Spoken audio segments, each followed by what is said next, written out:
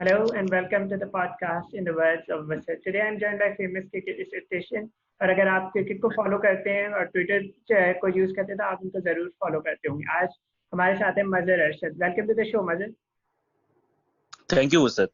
So Mazhar, when I told my friends कि आप show में आ रहे हैं तो उनका सबका एक ही क्वेश्चन था कि उनकी उनकी जर्नी के बारे में पूछेगा और how he became cricket statistician और उनकी एकेडमिक क्वालिफिकेशंस के बारे में। देखें, ये अभी लॉकडाउन में काफी बार मेरे से क्वेश्चन हुआ, क्योंकि काफी ज्यादा पॉडकास्ट मैंने की थी।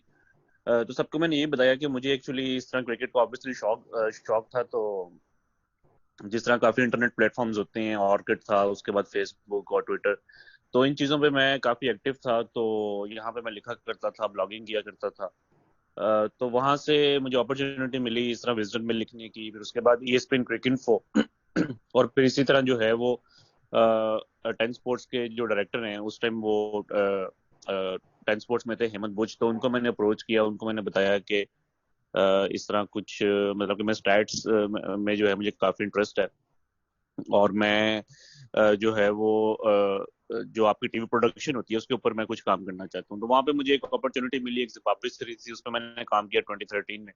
तो उसके बाद फिर एक साउथ अफ्रीका सीरीज थी। इसी तरह फिर मुझे अपॉर्चुनिटीज मिलती गई और डिफरेंट ऑर्गेनाइजेशंस के साथ जो है मैंने काफी ज्यादा काम किया। Okay, so how did you get into that? मतलब पहले आपको ये इंटरेस्ट था और आपकी एकेडमिक क्वालिफिकेशंस क्या थी? आपने कुछ स्टैट से रिलेटेड पढ़ा था?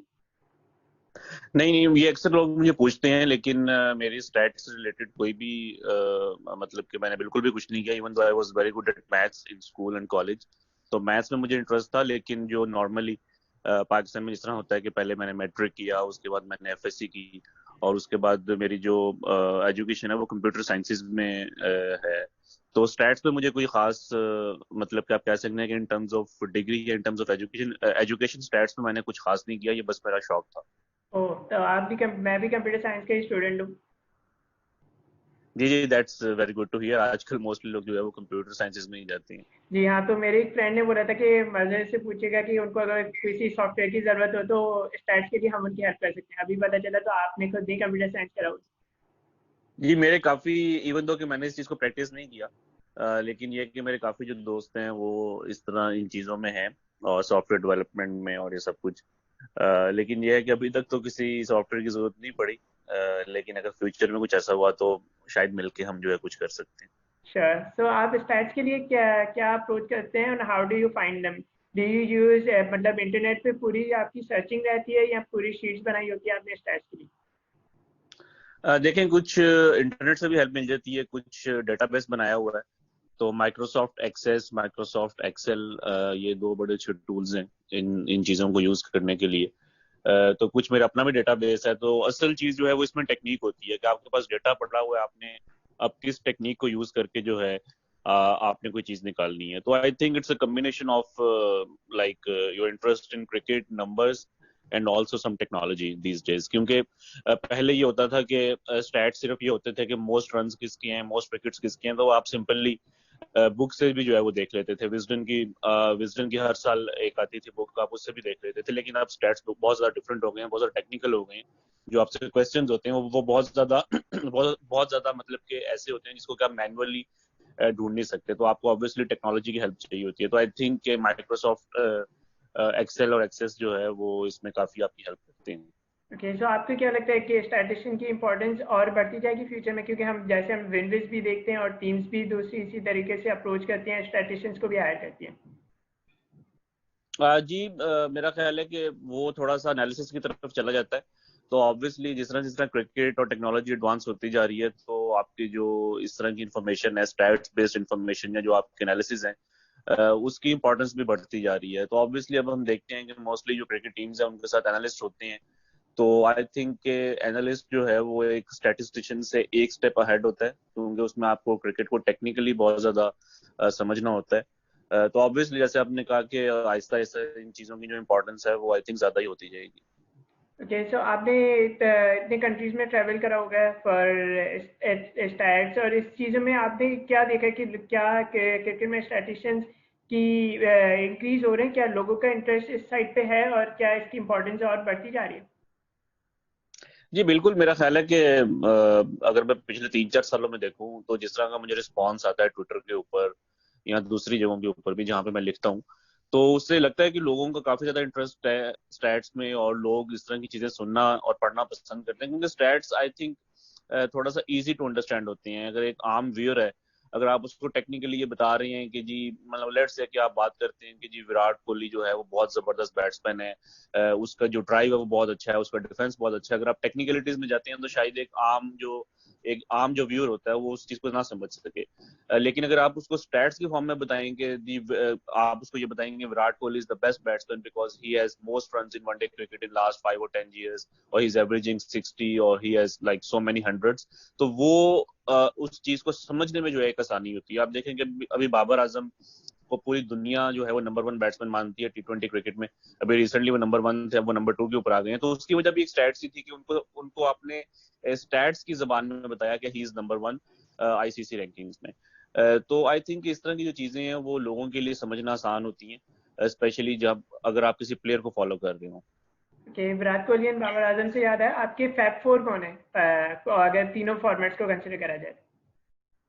सॉरी, मुझे आपकी क्वेश्चन की समझ नहीं आई। बट आपके टॉप 4 बैट्समैन वर्ल्ड में कौन है? अगर फैब फोर आपके अभी किसको आप कंसिडर करते हैं? देखिए, फैब 4 की अगर आप बात करें तो मेरे नजदीक तो ऑब्वियसली विराट कोहली होंगे, उसके बाद स्टीव स्मिथ है, केन विलियमसन, और नंबर 4 पे आई थिंक बाबर आजम। जो रूट पहले हुआ करते थे, लेकिन जो रूट की रिसेंट टाइम्स में जो टेस्ट क्रिकेट में जो परफॉर्मेंसेज हैं वो इतनी ज्यादा कंसिस्टेंट नहीं है। फिर T20 इंटरनेशनल्स में भी वो हमें रेगुलरली नजर नहीं आते। लेकिन बाबर आजम एक ऐसे बैट्समैन है जो कि जिनके टेस्ट में रिसेंट टाइम्स में बहुत अच्छी परफॉर्मेंस है, और तीनों फॉर्मेट्स को वो रेगुलरली खेलते हैं, और तीनों फॉर्मेट्स में वो बहुत अच्छा उनका रिकॉर्ड है। तो आई थिंक मेरे फैब 4 में कोहली, स्मिथ, विलियमसन और बाबर होंगे। Okay, so there is another question आपके लिए कि इंडिया पाकिस्तान की अगर आपको कंबाइन 11 बनानी हो फॉर एनी फॉर्मेट, तो आपकी टीम क्या होगी? ये तो बड़ा मुश्किल क्वेश्चन है, क्योंकि ऑन द स्पॉट एकदम से 11 प्लेयर को का नाम लेना वो जरा मुश्किल है। लेकिन ये कि अगर आप मुझे इस पॉडकास्ट से पहले बताते तो मैं थोड़ा सा वर्कआउट कर कर आता। लेकिन फिर भी आई थिंक के कुछ ऐसे नाम हैं जो कि यूनानिमस ओपिनियन होंगे, उनका मैं मेंशन कर देता हूँ। अगर आप ऑल फॉर्मेट्स की बात कर रहे हैं तो आई थिंक जो ओपनर्स हैं वो आपके सुनील गावस्कर होंगे। सेकंड ओपनर अगेन अगर आप ऑल फॉर्मेट्स कह रहे हैं, तो I think Virender Sehwag, Hanif Mohammad, I would want him, लेकिन क्योंकि वो वनडे क्रिकेट में ऑब्वियसली सहवाग जो है उनका काफी नाम है। तो दोनों ओपनर्स इंडिया के होंगे। फिर उसके बाद आई थिंक मिडिल ऑर्डर में आप कह सकते हैं कि सचिन तेंदुलकर होंगे, राहुल द्रविड़ होंगे, पाकिस्तान की तरफ से इंजमाम होंगे, जावेद मियांदाद होंगे। कीपिंग में आई विल गो विद धोनी, और उसके बाद बॉलिंग में अगर आप बात करें तो मेरा ख्याल है कि वो सारे बॉलर्स में पाकिस्तान से ही रखूंगा। इमरान खान होंगे, वसीम अकरम होंगे, वकार यूनुस होंगे। तो ये अभी जो कॉम्बिनेशन है वो आई डोंट नो कि कैसा बनेगा, क्योंकि आपने मेरे से ऑन द स्पॉट क्वेश्चन की है। लेकिन मैं आपको एक रफ आउटलाइन दे रहा हूँ कि मोस्टली जो बैट्समैन होंगे वो इंडिया से होंगे, और बॉलर्स जो हैं वो पाकिस्तान से होंगे। ओके, थैंक यू कि ऑन द स्पॉट का भी आपने अच्छा आंसर दिया। एंड बाकी आपकी और किसी स्पोर्ट्स में इंटरेस्ट है अदर देन क्रिकेट? मुझे हॉकी में बहुत ज्यादा इंटरेस्ट होता था। 2004-05 तक मैंने हॉकी को उसी तरह ही फॉलो किया जिस तरह के क्रिकेट को किया। बल्कि शायद मैंने हॉकी के ज्यादा मैचेस जो है वो स्टेडियम में जाके देखे थे। 2004 की चैंपियंस ट्रॉफी जो लाहौर में हुई थी, ऑलमोस्ट सब मैचेस पाकिस्तान के मैंने ग्राउंड में देखे थे। लेकिन ऑब्वियसली आहिस्ता आहिस्ता फिर पाकिस्तान की परफॉर्मेंस खराब होती गई, ओलंपिक्स में भी क्वालिफाई नहीं करते, वर्ल्ड कप में भी मुश्किल से क्वालिफाई करते हैं। तो ऑब्वियसली उस तरह का इंटरेस्ट नहीं रहा। फुटबॉल में थोड़ा सा इंटरेस्ट हुआ था जब फीफा वर्ल्ड कप हो रहा था 2006, लेकिन वो भी उस तरह से नहीं हो सका जिस तरह के क्रिकेट में था। तो मतलब आप अभी सिर्फ क्रिकेट को ही फॉलो करते हैं? जी, मैं सिर्फ क्रिकेट को फॉलो करता तो अगर स्पोर्ट्स से हट के बाकी आपकी क्या इंटरेस्ट है और हॉबीज है? हूँ। इसके अलावा मूवीज वगैरह देख लेते हैं, टीवी सीरीज देख लेते हैं, ट्रैवलिंग का थोड़ा बहुत शौक है, और वो शौक आप कह सकते हैं कि किसी हद तक क्रिकेट ने भी पूरा कर दिया। तो बस इसी तरह के शौक है। उसके अलावा खाने पीने का बहुत ज्यादा शौक है, इसके अलावा कुछ खास नहीं। ओके, ट्रैवलिंग से यही क्वेश्चन था कि आपके फेवरेट कंट्रीज कौन से हैं? आपने इतना ट्रैवल करा होगा क्रिकेट के साथ। I think New Zealand has to be one of the best places on earth. वहां पे मैं एक ही बार गया हूँ, लेकिन ये कि काफी लंबा टूर था, तकरीबन 1.5 महीने का, वर्ल्ड कप 2015 में। तो ऑलमोस्ट सारे न्यूजीलैंड देखने का इत्तेफाक हुआ। तो I think it's very tough to pick one country. हर हर जगह की एक अपनी वाइब होती है, एक अपनी इंपॉर्टेंस होती है। वेस्ट इंडीज में बहुत जबरदस्त बीचेस वगैरह, वहाँ की एक अपनी लाइफ है। साउथ अफ्रीका बहुत खूबसूरत है, लेकिन ये है कि if I have to pick one country then I will go with New Zealand. Okay, so आपके ये था कि अभी जो नेशनल T20 आने वाला है उसमें आपके कौन से प्लेयर्स हैं जिनको लुक फॉरवर्ड करना चाहिए हमें आपकी नज़र में, उस स्टैट्स के हिसाब से? लेकिन ऑब्वियसली तो कुछ तो आपके स्टार प्लेयर्स हैं, जिसका बाबर आजम है, उनके ऊपर काफी ज्यादा नजरें होंगी लोगों की कि वो कैसा परफॉर्म करते हैं। लास्ट टाइम भी वो बहुत अच्छा खेले थे, उन्होंने सेंचुरी भी की थी एक सेंट्रल पंजाब के लिए। तो ऑब्वियसली बाबर आजम एक ऐसे बैट्समैन है। उसके अलावा कुछ आपके यंगस्टर्स हैं, जिस तरह आकिफ जावेद हैं, उनको भी देखना होगा, क्योंकि पीएसएल में उनको इस्लामाबाद यूनाइटेड ने मौका दिया था। तो अब देखना है कि वो यहाँ पे कैसा परफॉर्म करते हैं। फिर ऑब्वियसली कुछ आपके रेगुलर प्लेयर्स हैं T20 के, शादाब खान हो गए। केपी की टीम को मैं काफी देखूंगा, क्योंकि उसमें रिजवान उनकी कीपिंग, रिजवान उनके कैप्टन है, और रिसेंटली रिजवान का जो है वो काफी जिक्र हो रहा है कि वो पाकिस्तान के एक बड़े अच्छे प्लेयर बन सकते हैं फ्यूचर में। और उनकी बॉलिंग लाइनअप भी अच्छी है। शाहीन अफरीदी अभी उन्होंने 6 आउट किए हैं शहर में, तो वो अब केपी के लिए खेलेंगे। वहाब रियाज भी उस टीम का हिस्सा है। तो काफी जो है इस तरह के नाम है, लेकिन आई थिंक बाबर आजम और शाहीन के ऊपर ज्यादा नजरें होंगी।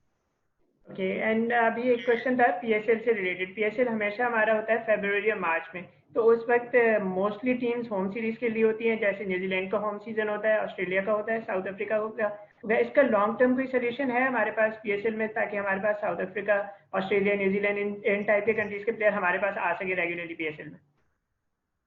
देखिए, ऑस्ट्रेलिया को तो मुश्किल है इस वजह से, क्योंकि अगर उनकी कोई इंटरनेशनल सीरीज नहीं भी होती तो उनकी डोमेस्टिक क्रिकेट चल रही होती है। और ऑस्ट्रेलिया की टीम के जो स्टेट कॉन्ट्रैक्ट्स हैं, ऑस्ट्रेलिया के प्लेयर्स के जो उनके स्टेट के साथ जो कॉन्ट्रैक्ट्स हैं, वो ऐसे ही होते हैं जैसे कि इंटरनेशनल मैचेस होते हैं।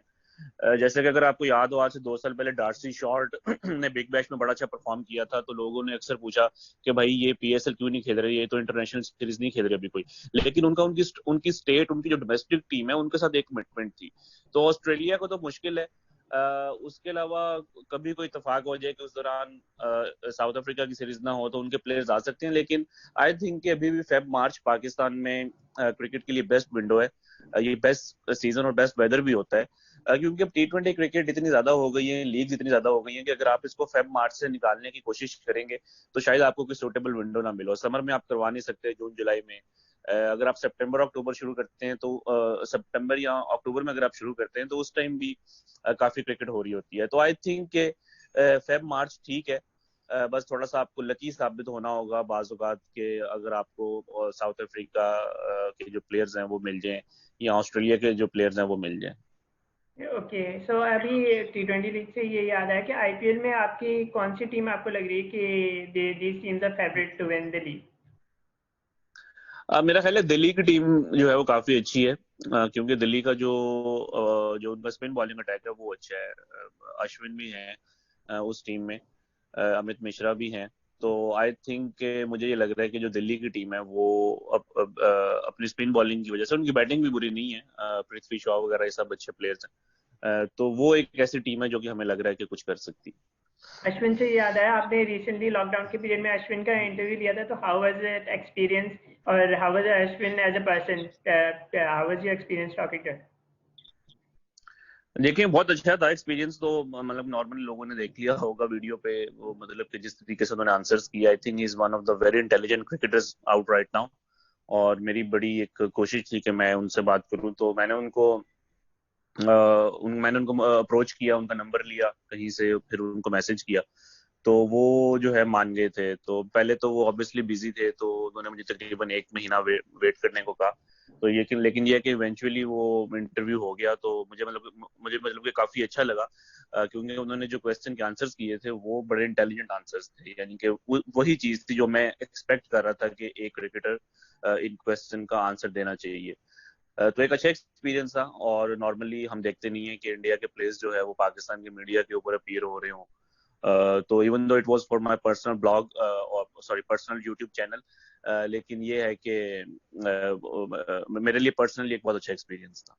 ये तो इंटरव्यू से याद आया, आप भी मेरे पॉडकास्ट के थर्ड पर्सन है जो क्रिकेट से रिलेटेड है। पहले डेनिस आए थे, उसके बाद ब्रैड हॉग आए थे, वो बहुत बड़ा एक्सपीरियंस है मेरे लिए कि फॉर्मर क्रिकेटर आए थे। उसके बाद मेरी उनसे बात हुई थी निरोशन डिकवेला, वो तैयार थे आने के लिए, लेकिन श्रीलंकन बोर्ड से परमिशन लेनी थी। तो that is the issue with current players कि आपको बोर्ड से परमिशन लेनी पड़ती है।